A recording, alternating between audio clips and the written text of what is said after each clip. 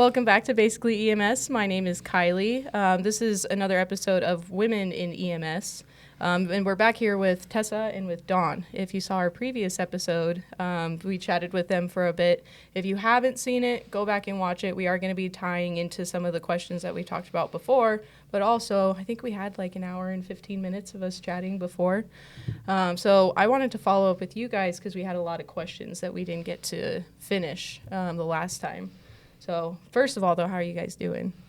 Well, very exciting thing. I just passed my advanced EMT, so that's big news since last time. So very cool. Very exciting. Thank you. Cool. What's life like out there, Dawn? Same old stuff. Same old, same old. We're dealing with, well, I guess now you're done with the 100, is it the Deadly Days of Summer, Memorial Day to Labor Day, right? Yeah, I'm not on the ambulance as much anymore, Sure. so I don't see that stuff. But yeah, it's been a busy summer. Yeah, for everybody. It's 911 doing what it does. So, all right. Well, so the last time when we kind of finished off, we were talking about some of like the advice and things that we have for other people, and I think that'll just kind of come along with it. But if we want to tie back into some of the questions that we were talking about before, it was a little bit more of like the almost admin side, right? Of like, have you ever had a female boss? You know, like if you had female partners, what was that like at your department? So we talked about it a little bit, and I think you and I have worked together before. We had females in leadership. What about you, Tessa? Not particularly. On the volunteer fire department, we did have a woman that was in charge of like all of our medical training, so that was pretty cool. But then the other ambulance service I worked on, we didn't really have a lot of women in direct leadership roles. We had kind of the supervisor of the whole ER was like way up there and very unreachable for us.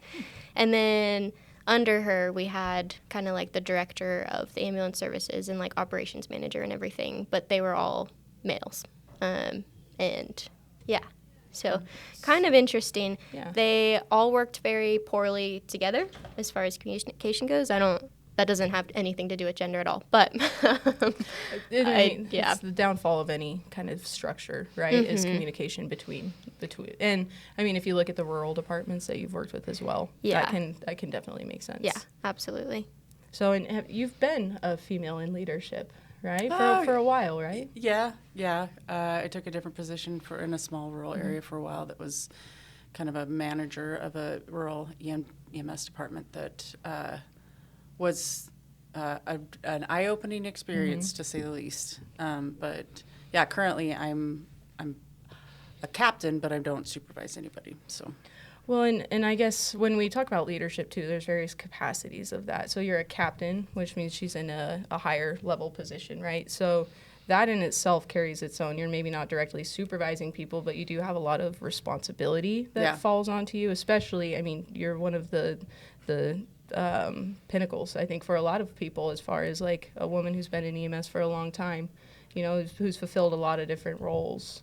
I do get a lot of questions. I mean, in that, just because of this specialty role that I have with a community paramedic, get a lot of questions from people on, calls that are just kind of outside of the norm, especially that have to do with, psychosocial things, a lot of elder care issues that come up, anything that has to do with how somebody is kind of goes through the spectrum of healthcare. So I get a lot of questions about that because we just don't learn a lot about it in EMS at all. So community paramedicine is so cool. Yeah. Did you have that?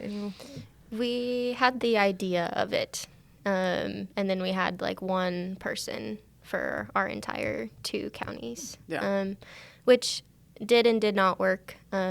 Very different than I think how it's run here. So I think it's something that we would see a lot more of, kind of as like there's changes that happen where I worked, but it existed, but it was never something we thought about calling.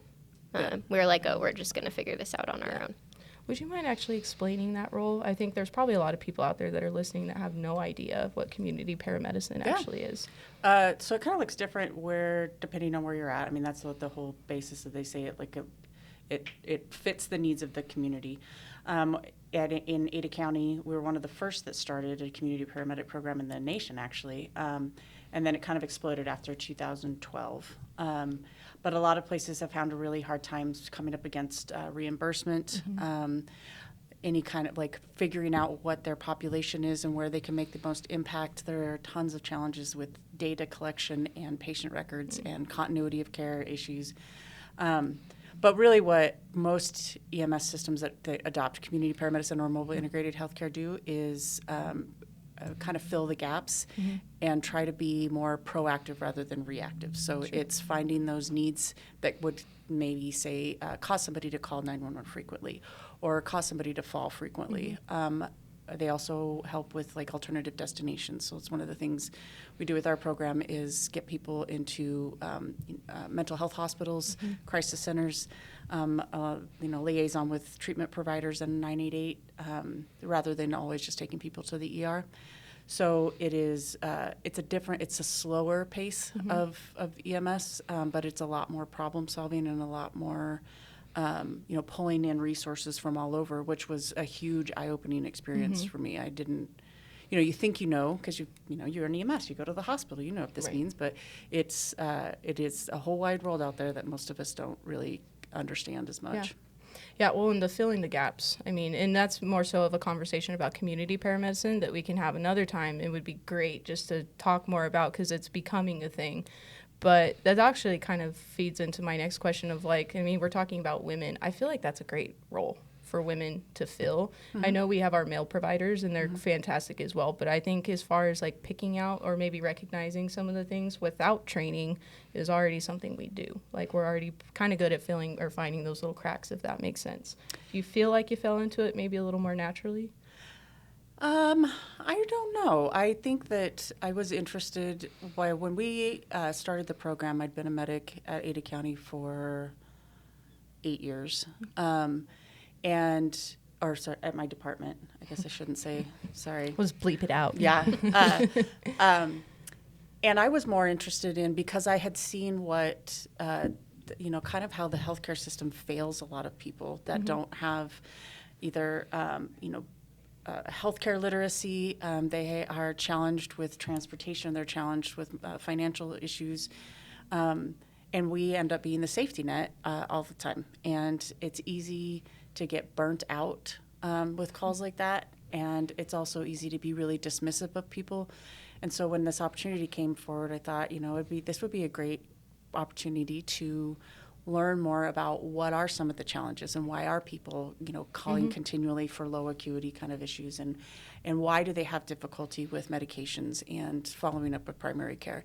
And like I said, it was a huge eye-opening experience. It still is. I still, I've said this for years, if you don't learn something every day you go to work in EMS, then you're not paying attention. So, and I still do, when we dealing with this different population and these different call types, it's still a learning experience. But as far as the influence of being a female in there, I don't know. Honestly, when we first started, I was the only female out of 4. So I don't know that was my primary driver, and I don't know if that's the primary driver for a lot of people. But I do think that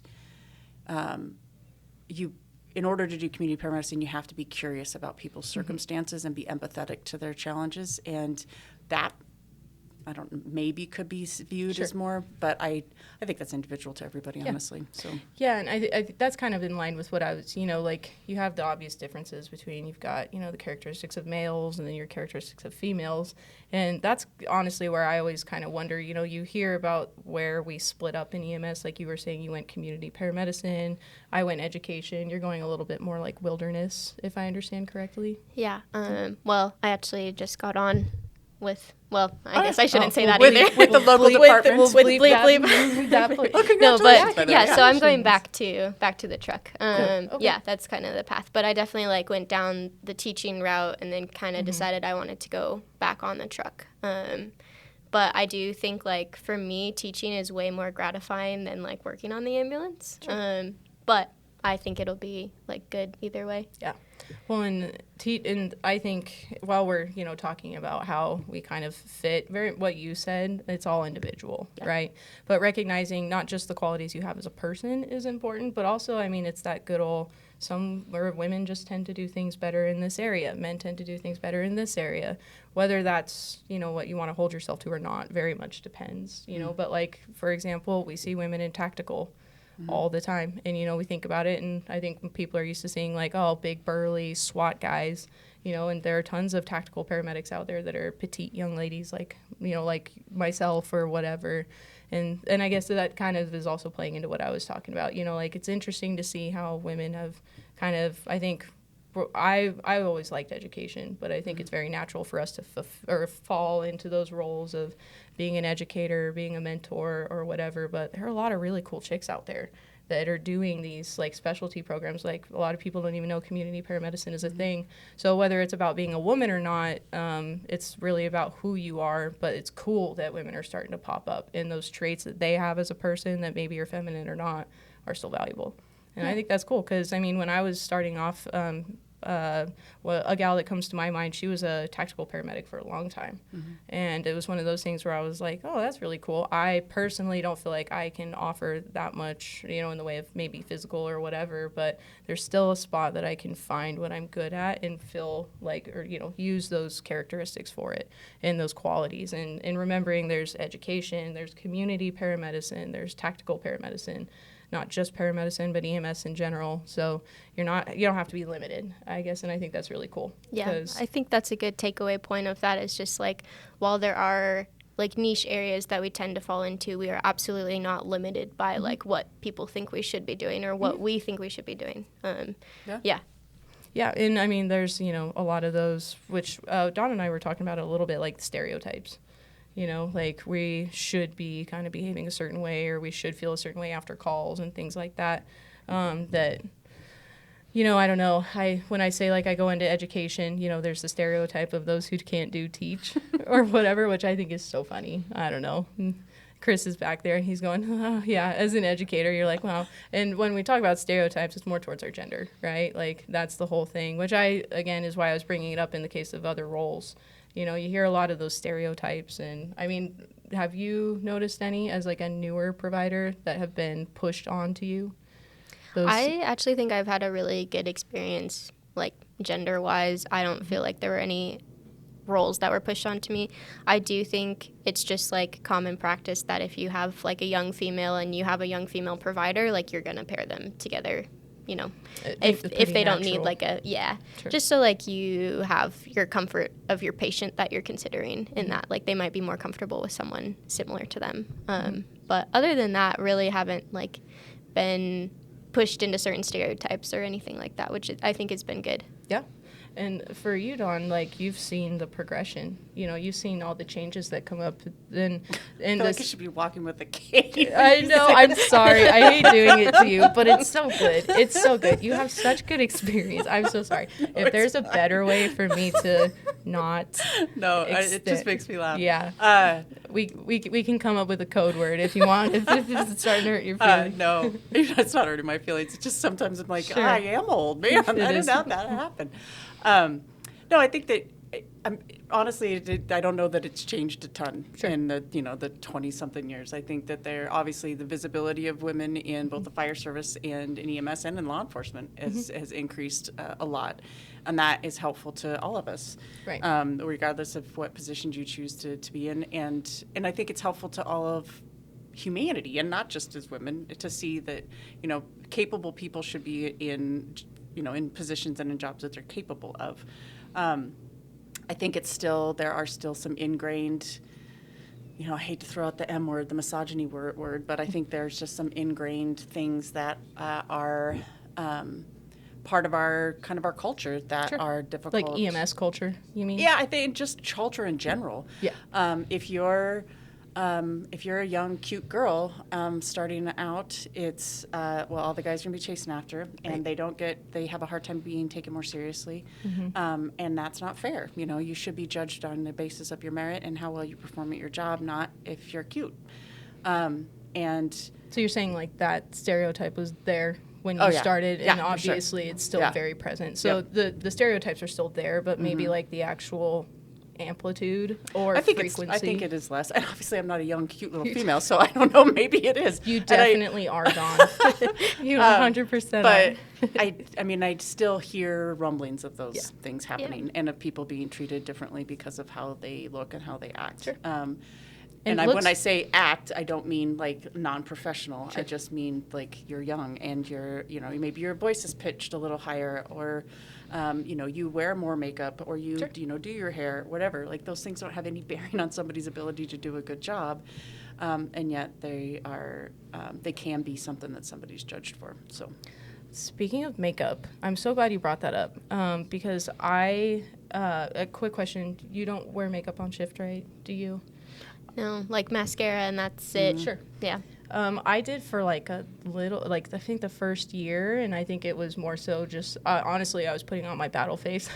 I was getting ready in the morning, like feel good or look good, feel good kind of thing. But I got a lot of people who gave me shit. Sorry, you might have to bleep that out too.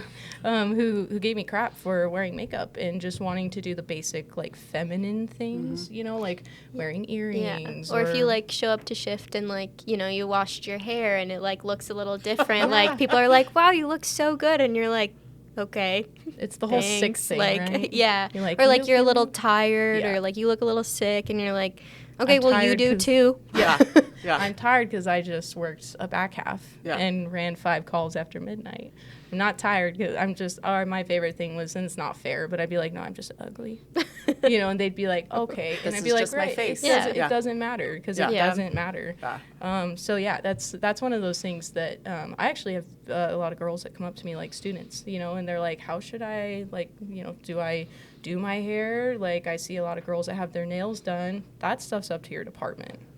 That's up to your department, Yeah. right? And that's, I don't know, I have thoughts on nails just from a hygiene standpoint, but like, Yeah. I don't care if you want to wear earrings. I think people look at it and maybe their view on it is like, we just have this need to look good, but they forget that there's very much the intrinsic value of getting ready. I had a supervisor kind of give me a little bit of a raft of crap once for wearing dangly earrings. That's probably the only stereotypical feminine thing that I ever wear. Or I was period. going to say, dangly earrings are kind of like your I always thing, wear them. yeah. And he said, well, what if somebody reaches up and grabs them? And I was like, if somebody's getting that close to my face, we have bigger problems. Yeah. Like I Absolutely. should have more situational awareness than allowing somebody to come up and grab an earring. Right.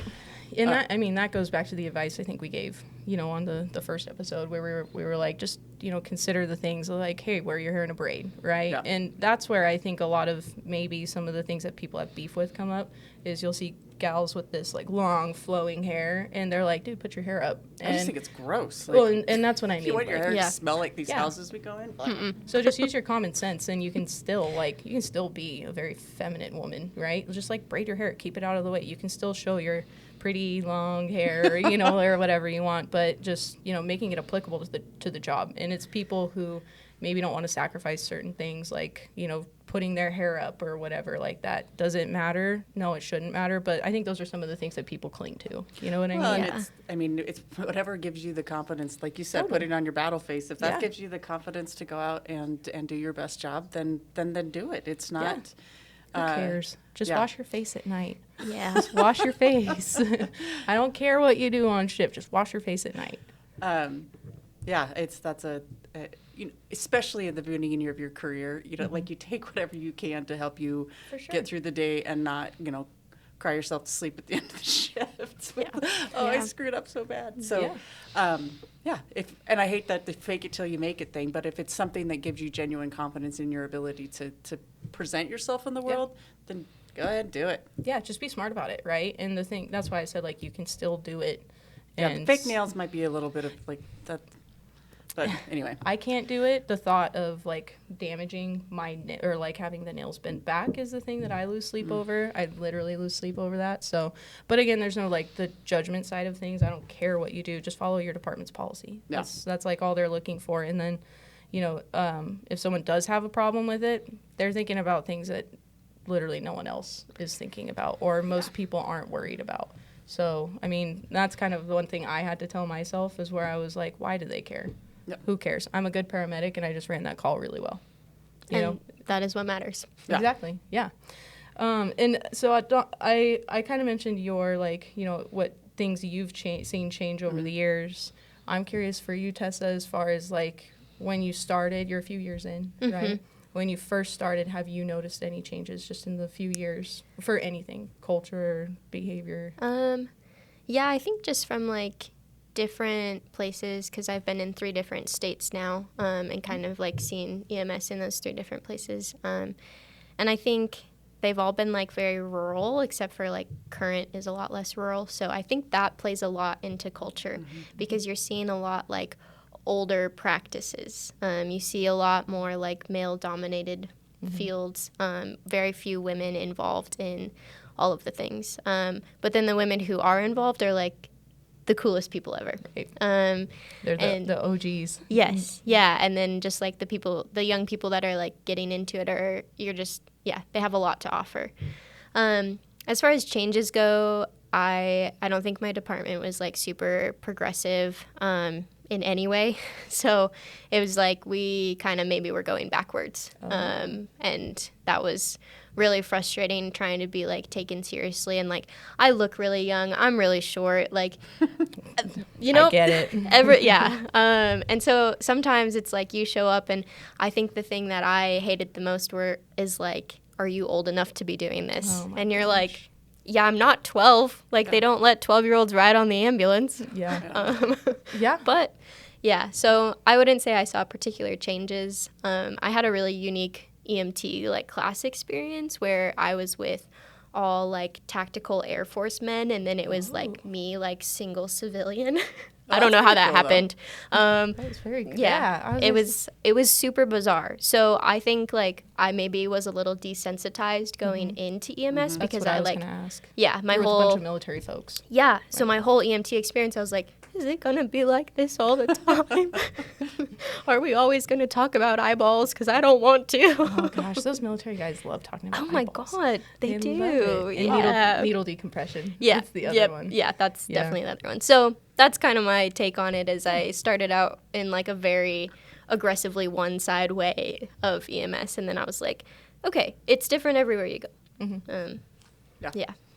I feel like, because I mean, I started 11 years ago, and I started off in the fire service. So in the last episode, I kind of gave my history a little bit of, I was encouraged to go into the fire service by my chief.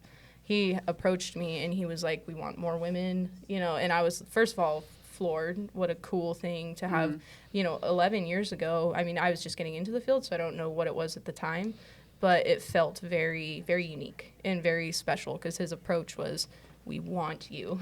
We're not just going to have you guys like come to us and apply here. Like, we want you guys. Cool. And having that was really cool. And the support that I got from that, I mean, I still have that support. The next department I went to go to work for, I had that support. And then the agency you and I work together at, you know, we have a lot of female or women in leadership just in general. And so I think I started off in a really good spot. I definitely had my issues with things, but I was really fortunate to never really go below the baseline of what I deserve. You know, like the agencies that I worked for, at least as far as, you know, feeling there's always going to be things that they could do better at, you know, but I never felt like if somebody said something to me and I reported it or something like that, then no one would listen to me. I do feel like I had that. It might not have been the perfect process because, you know, processes and departments are their own thing when you're getting into like harassment or whatever. I've definitely had my issues with that, but overall I think the resolve that I had with my situations could have had a lot of really bad potential. You know, like they could have gone poorly, but I was really fortunate to have departments. I don't think the field has maybe changed as much as just the people going into the field have maybe changed.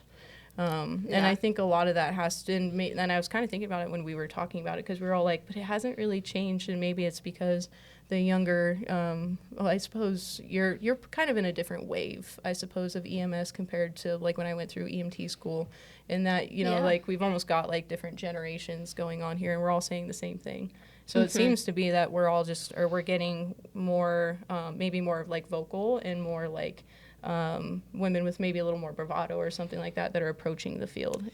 Does that make sense? Yeah, I think honestly, just from, I think in general, people that are, you know, the not even really millennials, but more the next generation. Was that Gen Y? Gen Y? X? No, that's me. Oh, we're going down.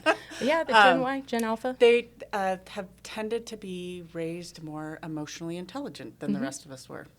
They have grown up with the idea of, somebody's mental health and, respecting the rights of other people. And the world's not perfect by any means. But I think that just inherently, sexual harassment training when I was, starting to work, 30 years ago, 40 years ago, no, 30, was like everyone was like, this is dumb. And now it's just part of the thing, you know? I mean, you still watch the sexual harassment videos and think, wow, the fact that this had to have happened to make it on video is impressive. But it's more of somebody's part of lexicon, right? Yeah. We're more attuned to the idea that society develops. What is acceptable and what is not. And I think there's a general willingness of coworkers and admin and our bosses to step in immediately and recognize independently without being said, hey, this was offensive or whatever. They can say, like, don't talk to somebody like that, or don't put them in that position. And I think that ends up self-correcting a lot of things more often than they did before. It used to be, if something happened, you had to be the one standing up and poking your finger at somebody and say, do not talk to me like that. And nobody really else may not necessarily have your back. But I feel like the culture has just changed with people recognizing it a lot more. That's kind of what I was saying as far as like my agencies. Like definitely, there's always, you're going to hear people complain about whatever agency, how they handle something. When it comes to like the sexual harassment side of things, I felt so much, or any of harassment, I felt so much more comfortable over the years actually going and talking to people. I think a lot of that comes from, standing on the shoulders of giants. There are a lot of women who helped set the stage so that we could have that anyways. Absolutely.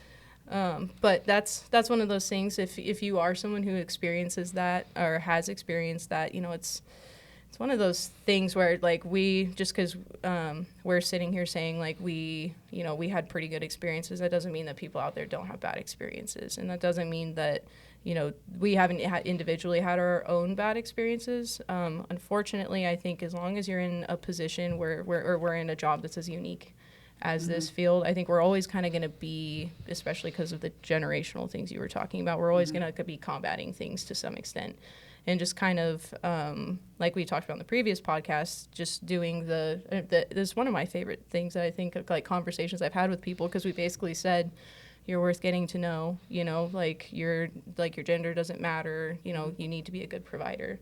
And so that's a nice thing to lean on to. And I think people are very much embracing that now. Like people are just saying like, you know what, Tessa, you're a good EMT. Your gender doesn't even matter. Yeah. And I think I do think that's way more common now. Even just from like friends that I know that have been in the field for a long time, just their experiences now versus then of like, you do have to earn your way a little bit in the beginning. But once you like prove yourself competent and capable, then it's like, yeah, you are respected for that. And I really did find that in like my last agency.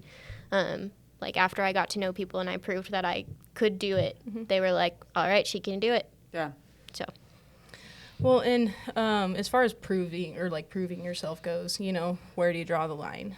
Yeah. Where do you, and I think that's one of the things, that's where I get a lot of young gals that have asked me about like, at what point, how much should I be willing to bend? Because you go to like these rural departments, and nothing against rural departments at all. When you get into EMS with talking about rural departments, you have to appreciate the lack of funds and lack of resources and all of those kinds of things. So this isn't any hate towards them. It's just not consistent. It's something that comes up, right? It definitely does. So with you though, with that whole topic, was there any changes in the few years in your area maybe? No, not like changes systemically, but like I said, I think everyone that I worked with, if you could, and this goes into like proving yourself and then drawing that line of like, where do you stop proving yourself? But if you could prove to them that you could run a call and you could competently do the things that you were supposed to do, then you had the respect. And that's kind of like where you could draw the line. I didn't feel like I had to constantly be like, oh, I have to put my best foot forward and I always have to be like 120% of myself to like make them take me seriously. It was like they allowed me to show up as me, but it took a while for them to be like, okay, she's cool, you know? So. Well, and how much of that is just resistance versus being afraid to. Yeah. So that's another thought too of like, you know, I definitely had some like male counterparts hired at the same time, and they were all buddy, you know, and they were like, oh, he's cool. And I was like, he doesn't even know how to do an assessment. Come on, guys. Yeah. And sometimes that's no shade to men at all. It's just like in certain good old boys situations, yeah, it's like, yeah, they're a buddy. They know each other from this and that. They worked on this volunteer department. They have that history. So they're like, yeah, he's cool. And you're like, okay, sure. Do you feel like a lot of, like in that situation, do you feel like they were kind of given some of that like from the get-go? And purely because of like the camaraderie of it? I do think so. And then it's like such a small area. Again, when you're working in rural, like so many people know each other and do have that history, or it's like their dads were friends, or like, you know, they go back a long way and everyone knows everyone. So just depending on your relationships and your connections, like that all plays into it too. So, yeah. Yeah, and I guess, and so you have first responders as family members as well. Have you compared your experiences with, or even, I know one of them, they're in like a different role, but have you talked about that? About like, I guess I don't know your guys' history as much either, if he went in or you went in first, but. Actually, he started before I did. We started, my brother brought me into volunteering at a fire department with him, so we worked together at the same volunteer department for a little while. It was an interesting dynamic. Yeah. Is he older than you? No, he's younger than I am. Oh, okay, cool. Just by a year. So, okay. So we had, and he started professionally. We got a real grown up full time job before I did. So the big kid fire job. Yeah. So I think obviously his path has been a lot, different than mine has. But it was, my choices were based on finding the things that I originally thought I wanted to do fire as well, but I really like medicine, and so that's what I went into. But did you decide you were too smart to die in a burning building too? I always say, I'm joking. I love my firefighters, obviously, but I always kind of make that joke of like that. And then I went to paramedic school, so how smart am I? Well, for me, it's just the medicine. When I started working as a medic, I missed the physicality of fire because I'd done wildland before, but I really enjoyed the medicine. But I think the paths and the stressors are similar when you're starting off in a role as a medic versus a role as a firefighter on an engine. There is, because of the lack of command structure that EMS tends to have, and we work more like cats. Herding cats. It tends to, I think, develop more of a almost like an independent practitioner view of things versus when you're on an engine. It's much more teamwork and it's much more command structured. But and so the career path is then different, right? Sure. And your advancements are still different. So it's not necessarily that he's a dude and I'm a sister.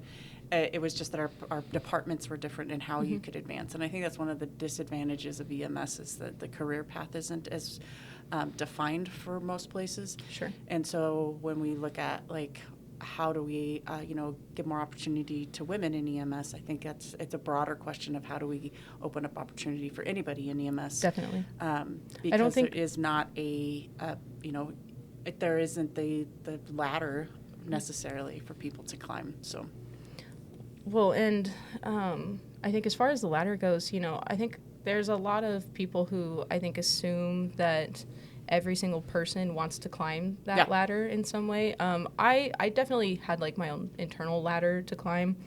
And this isn't necessarily just specifically because of me being a woman, but I had my own version of that within the fire service and with, paramedic school. And this is a little bit more of the personal side of things, but I do think the ladder for me, and this is an important thing for anybody in the field to remember, is that the ladder is what you make it.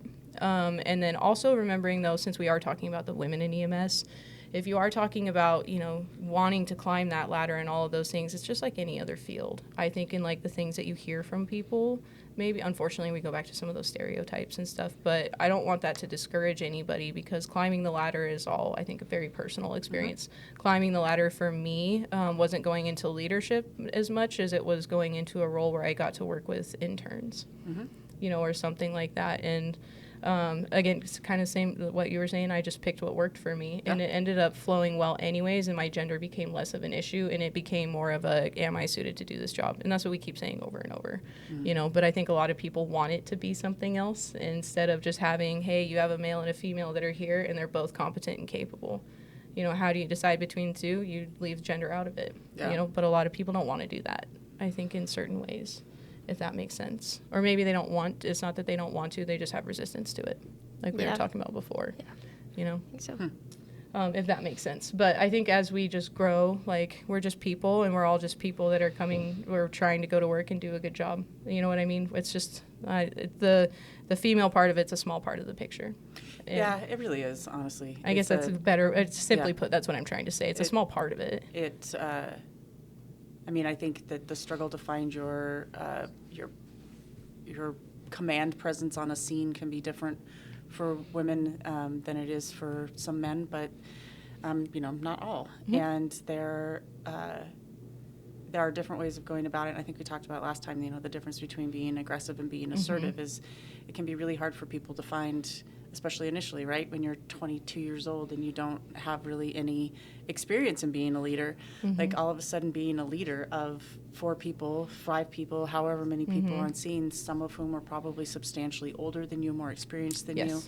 That was going to be my thing. It can be difficult for anybody at that age without having a background of any kind of, not leadership, but just of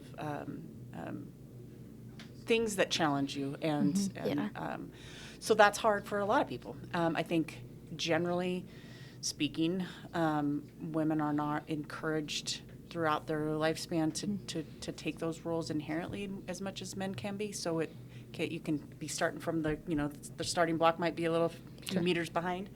Listen to me, meters, Canadian. We use the metric system here. Yeah. But it doesn't mean the gap is overcomable, and it doesn't mean that women start here and men start here. That just means their personalities as a general tendency can be. But I've seen plenty of people of both genders flame out and fade away through the years on just how hard it can be to. The medicine is not the hard part, right? No. So we all went to, we went to paramedic school, we went to EMT school. We've been given a similar formula. The leadership part of it, how you're going to climb the ladder, comes down to like what you want to do. But again, like, it's all very internal. Like, climbing that ladder for you and developing skills, it shouldn't be how do I get to the top. It should be how do I climb the skill ladder, is how I think about it. And for me, scene presence. Scene presence, and trying to make myself comfortable in front of a fire captain who's, I'm his daughter's age, and he lets me know that I'm his daughter's age. And so, trying to naturally overcome that without it being forced, gender aside, I think that's hard. There's a lot of factors that play into it, but. Yeah, and I don't think gender, it does play into it a little bit, but every new provider, and we see this all the time with our EMTs coming through classes, and then you watch them do an assessment, and then you send them out into the world, and you're like, first step, you have to learn how to talk to people. Yep. That's step one. And I really think that is just, everyone struggles with it. And we ran BLS trucks, so I had to be lead provider on calls 6 months into my EMS career.